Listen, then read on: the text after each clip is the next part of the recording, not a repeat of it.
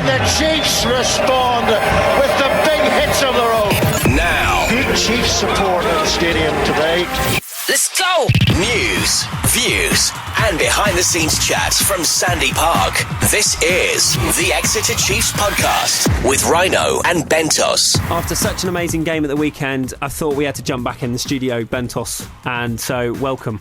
You all right? I am, yes. I'm basking in the glory of the fact that England are the Six Nations Grand Slam winners and the Exeter Chiefs, with 5 games left in the Premiership season, are top of the log.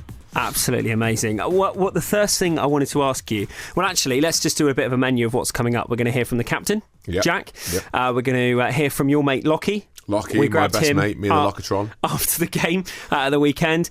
And guess who I managed to grab? A slightly portly fly half who makes me think that perhaps I should be still playing at the elite level. Yeah, I went and hung around the BT Sport commentary box and I met Andy Goode. We chatted Chiefs, England and him retiring again this weekend. So we'll hear from him. And we're also going to get Steeno on the phone to talk about his massive points haul from the weekend. And Don, we're going to chat to him about being Aviva Premiership Man of the Match. Don Armand. That's what I call a menu. I would say so. First question for you then, and I want honesty please, Bentos. Okay. Going into the weekend, did you think that Chiefs would do that? Beat Northampton? Yeah. Yeah, at home. We've only lost once in a calendar year at home. It was a good test for us, though. We've been playing teams that aren't perhaps on form or aren't don't have the pedigree that Northampton have. This was a real traditional powerhouse club coming to our place who'd hit a bit of form, were doing quite well, and I felt that this was the first real test of the playoff run, and we misfired a little bit first half, but we did exactly what needed to be done. I think the Chiefs ever entertain us. Before we get more analytical, let's hear from the captain. You know, there's only limited games left, and we keep looking at it as when you're going well, you don't want things to end, and that's one way of looking at it. We don't want the season to end. Why work hard all season and then kind of not see it through, not finish it off the chance when you've got it? Because then if you don't finish it off, you've got to start from go again. So you know, there's so much more left in this season. First of all, secure top 4, and then we'll look to achieve what we can. Today's been a great result. Last night, great result for English rugby, and 2 of our lads Grand Slam winners. As a local lad with other local lads, it's a great thing, isn't it, for the club and the region? Yeah, it's fantastic for the club, and credit to Dickie and Nosey. You know, they've won a Grand Slam. Not many players can go around saying that, can they? It's the first time they've won it in 13 years. So, you know, absolutely outstanding for them, outstanding for the club, and outstanding for the country as well. So, what do you reckon happened in kind of like the first 20? Because the first 10 were good. Yeah. And then we started to just be held back by them when we were getting to the line. There were chances and they were kind of stopping us. It is Northampton Saints and they are a good team. And I think that we don't have a right to score tries every time we get to places. I don't think we were as clinical as I'm a Chiefs fan, yes we do. OK, we weren't as clinical as perhaps we should have been. But you can't take away from the fact it's Northampton and they knew that they had to put a performance on as well. And they stood up to us very well. But it's the wrecking ball. You've just got to keep plugging away. And sometimes it takes 60, 70 minutes to make a team break. So, Don Armand. Yes. Man of the match. Yes. Let's get him on. This is the Exeter Chiefs podcast. First question, the most pressing question of anything to do with the weekend. Have you drunk the champagne yet? No, I've been strongly advised not to drink that stuff. It's more for display purposes, I think. Oh, really? Is it not usable? No. Maybe you could wash the car with it or something. No, I think there's a reason it's covered in yellow and doesn't have a brand behind it. I was listening to the interview from Ali after the game, and he talked a lot about freeing you as a team at half-time. Can you tell us a little bit about what happened and how that changed for you as a player? Yeah, well, I think what he meant there was, obviously, last week we made quite a few errors. We had lots of turnovers, and we kind of went into this match in the first half doing the same kind of thing, and he came in half time, and I think sometimes you'll go into a shell a bit because you want to make the errors, whereas he said, let's just go for it. Don't worry about the errors that you made in the first half. It's not what we usually do. So I think he just got rid of that worry that the boys would just maybe want to go into the shell and stop playing because they're scared to make mistakes. And he said, let's just play our game, just do what we do, and things will happen. And I think that gave guys a bit of confidence, and it seemed to work because I think we cut out our errors in the second half, and that was the difference. And what about you? Didn't you go to 8th man in the second half, or did Salvi play there? No, I went to 8th man when Tank went off. And how was that for you? Because I've seen you on the flank and I've seen you in the second row, but I don't think I've seen you at the back of the scrum for the Chiefs before. Yes, I started about 2 or 3 games at the beginning of the season when Tank injured his groin there. So I I'm not nervous anymore where I was at the beginning of the season. I enjoy it. I mean, I played 6, 7, and 8 this season, so I don't really mind being there. While you're playing, do you think to yourself, I'm having a good game here today? No, I was actually really surprised I got man of the match this game. There were some guys that were putting in some great performances, so when they grabbed me at the end, I was like, are you sure you got the right person? But, I'll take it. It was the Don Armand bounding around the field like the wildebeest on the savannah again. You seem to have this penchant for doing some pretty startling runs and gallops, don't you? I think it comes with the freedom of just being able to stay out wide and getting the ball in a bit of space. Don, congratulations on being man of the match, and thanks for joining us on the podcast. Thanks very much for having me, guys. Thank you very much, Donovan. That was bob on. This is the Exeter Chiefs podcast. A massively impressive performance from the Exeter Chiefs South African Don Armand. But now let's hear from the other Southern Hemisphere player, recently joined the Chiefs, Lachie Turner. We made it hard for ourselves with that first half, but look, I'm just so proud to be a part of this gutsy team and this gutsy club. Like I've sat on the sidelines for a month now and watched and to get out there today and to fight like we did in the second half, it's gutsy, and I'm really proud to be a part of it. And when you talk about that second half, first half was really tough and chances went here and there, but second half there was a more steely approach and the breakdown was a lot better and you really worked hard. Yeah, look, we were running into a pretty stiff breeze in that first half, and I think we made it tough for ourselves in terms of executing with the ball in hand. Second half we executed a lot better, and we had a lot more pace in our game, and that made it harder for the Saints to stick with us, and so we were able to build pressure, and that led to 17 points or something in the second half, so 17-0 turnaround, which is very pleasing. Nice to hear Lachie talking about guts. We've talked about ethic, we've talked about culture. Can you expand on the guts of the squad and where that's coming from, Bentos? Well, quite possibly. He's Australian, so he can't think of any longer word than guts. But Bentos, we're meant to be nice on this. Well, said this before. Lachie's my mate. I can have a bit of banter. Have you got his number yet? No, I will. I think that he's alluding to just it's the unquantifiables, and I think that one of the big things the Chiefs have got is these unquantifiable qualities, whereby the guys just work for each other, and you can use all the words in the world, but he's come in, he's been with us for just shy of a month, and straight away he's just extolling the virtues of Exeter Chiefs, and to see somebody with a pedigree of Lachie Turner, who's an Australian international, he's got 13 odd caps, and he's been on the bench for another 20 and not got on, so. He's 30 international test matches that he's been involved in, and he's saying the Chiefs are this good. It just augurs well, doesn't it, really? Biggest complaint from Lachie yesterday, though, was we went on the pitch after the game to do the press interviews, and he was cold. Yeah, I know. He says it's absolutely freezing. His opening gambit, pretty much every time I see him, how are you doing, Lachie? I'm cold. I'm freezing, mate. I'm freezing. I'm thinking, wow. Well, I was cold, and I'm from here. If he's cold, then yeah, that's serious. But I mean, when he was first here, he said it was 25 degrees at midnight from where he's just come from. So I can understand if you're from Gold Coast, Queensland, it's going to be a bit of change of scenery. Let's have a quick listen to what my new mate Andy Goode had to say. It was a bit scrappy at times, a few errors in the first half, but once they got their physicality right in that second half, the forwards were on the front foot. They sorted the breakdown out, they put a few more numbers into that.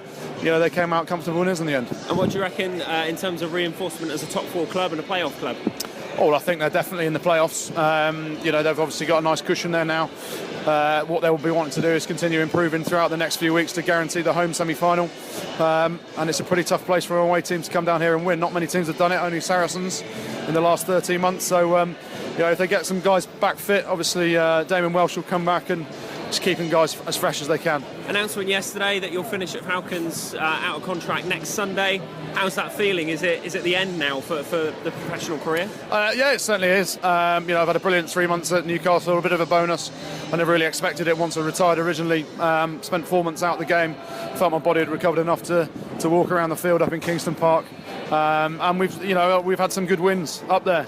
I'd be obviously disappointed to retire again, but your body tells you what your body tells you, and I've had a great career. I've really enjoyed every minute of it. And England yesterday, Grand Slam. What do you think the future holds there for Eddie Jones and the team? Oh, it's a brilliant start, isn't it? You couldn't have asked for anything more. We've got some fabulous young players in England at the minute. The Premiership's strong, which makes the England squad strong as well. And you've got guys like Slade here as well, and the Sam Hill. A bright future under Eddie Jones. Good to hear him talking really positively about us, and also interesting to hear his opinions on England. Bentos, what are your thoughts coming out of the Grand Slam, Six Nations? The Grand Slam, I'm really pleased. I'm really proud to see Luke Cowan-Dickie, Jack Noel. There was a special moment, you caught it just in the corner of the screen. They just won the Six Nations, and there was an embrace between two men who have known each other since about under fours at Penryn or Penrith or wherever they were playing. They've come all the way through the levels together, and there they are, right at the pinnacle of the game. And for me, that was just a special moment, and I'm proud to know that I'm associated with those guys through our club. It's great to see England win the Six Nations Grand Slam, only the 13th that England have won in the history of the tournament. For me, I think that there's certainly a debt of gratitude to be owed to Stuart Lancaster. I think that England were in the doldrums and in a really bad place, with guys throwing dwarfs, jumping off ferries and what have you, not behaving, not doing the shirt proud. He instilled a culture whereby there was pride in the shirt. The problem was he negated to possibly look at the finer tuning of winning at the elite level, the absolute furnace of the best rugby can be. Bringing Eddie Jones in, he's built upon the groundwork that Lancaster's done. And I think that right now England are in a very, very good place. Well, our supporters were certainly very pleased at the stadium on Sunday, rightfully so. And I just thought I'd grab a couple of things that they had to say, put them together for you to have a listen to here on the podcast.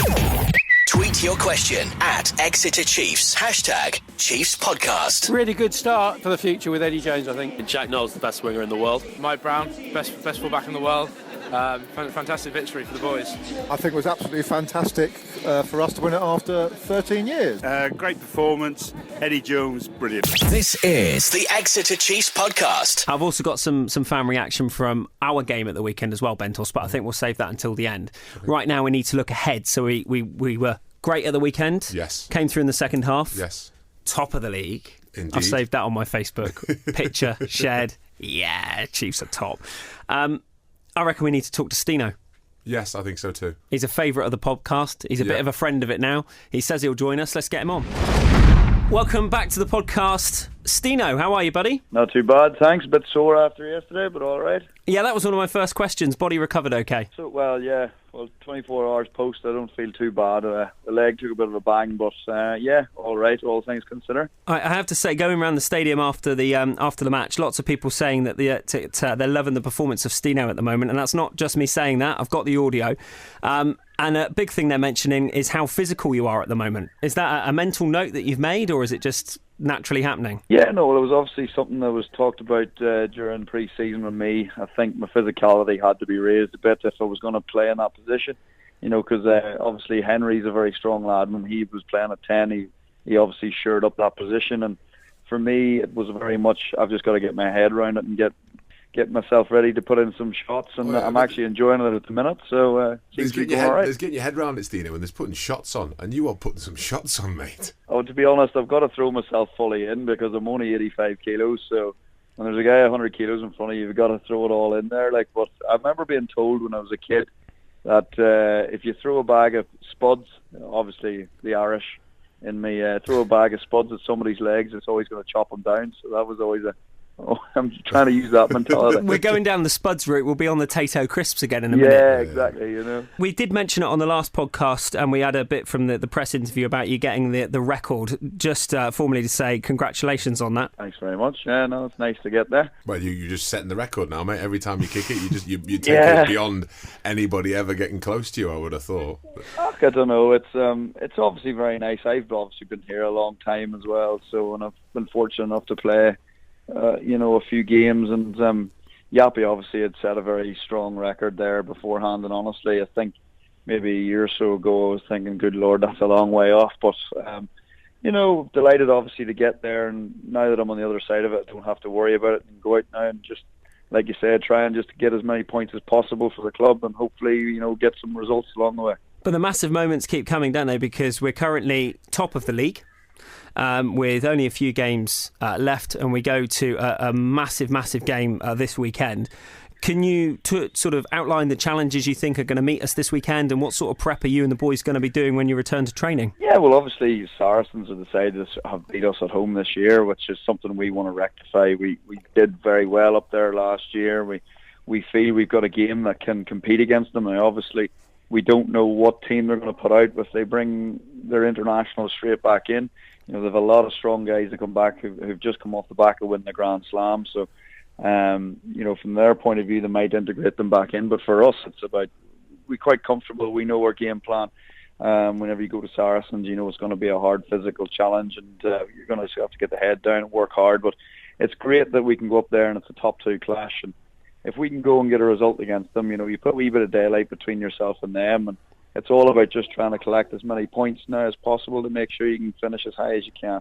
Something I've noticed, especially this year, mate, is you seem to have an umbilical link with the crowd, and you really buy into the emotion and the catharsis. When there's something big happens, you're not just celebrating with the 15 men on the field. You seem to be celebrating with the 12,000 in Sandy Park as well. A lot of people have been supporting the club for years and years, and for us, like even there at the weekend, I think there was definitely a feel around the club or around the place that we weren't really performing in the first half, and you could sort of feel it off the crowd as well. And it's huge that the crowd get involved in the games for us, especially at home, because it's such a big weapon for us, and we thrive off it. And we have to try and, as a team, whether it's a big hit in the game or whether it's a big moment, you're trying to get the crowd involved. And for me, I feel, you know, when we're putting pressure on a side, and after speaking to opposition players, they don't enjoy coming down to play at Sandy Park.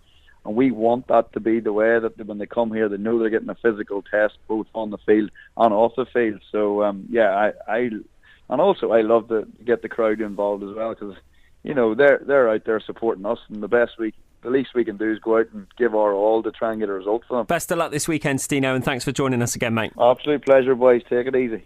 This is the Exeter Chiefs podcast. So we've packed the guests in then, Bentos. Certainly have. Good to hear from Steeno, good to hear from Don, my new mate Andy Goode. Yeah. And the last chat really goes to the fans. Just want to have a quick listen to what the fans had to say about the game. The podcast will be back in a week or so's time with more news, views and behind-the-scenes chat from Sandy Park. And if you ever want to get engaged with a question or just a view, do tweet us, #ChiefsPodcast. I thought it was a fantastic game. I thought that we were outplayed in the first half by the Saints, but in the second half we stuck to a much better game plan. What do you reckon in terms of our demonstration that we are a top four club? Well, I think it was crucial today that we won this game. If we hadn't won this game, there would have been question marks. I think there's no doubt now that we're a top four club. The first half didn't all come together, but by the second everything was in full swing. Standout moments for you? I thought Steenson was strong all game, you know, consistent, the kicking was good. Very happy. Yeah, I just think good strong second half. Chiefs played really well second half. The wind helped them a little bit, and fantastic. Sam Hill charging through, and Pat came through in the second half. Your behind the scenes access to Sandy Park with Rhino and Bentos. Thank you. The Exeter Chiefs podcast.